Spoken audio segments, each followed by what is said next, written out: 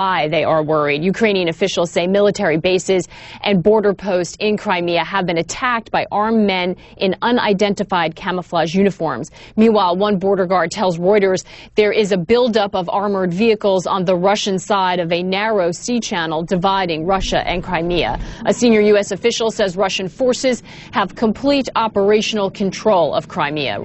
Ukraine's new leaders accuse neighboring Russia of declaring war, while Western nations call for restraint.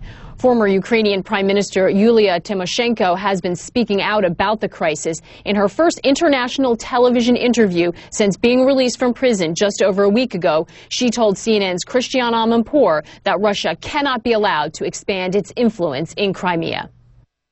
If it is in hard times, Ukraine is left on its own and is given to Russia, and when Russia is allowed to take away Crimea, then the world will change, and then not only politics and life in Ukraine will change, the politics and life will change practically everywhere in the world, and then we have to accept to state that in 21st century one country, an aggressor, can violate all the international agreements, take away territories, whomever she likes.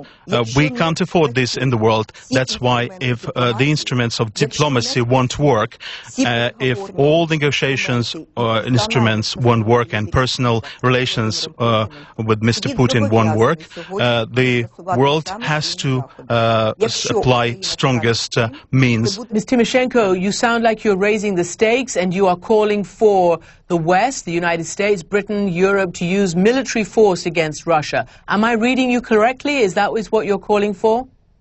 I am asking all the world, personally, every world leader, to use all the possibilities in order to avoid Ukraine losing Crimea. You can watch more of that interview with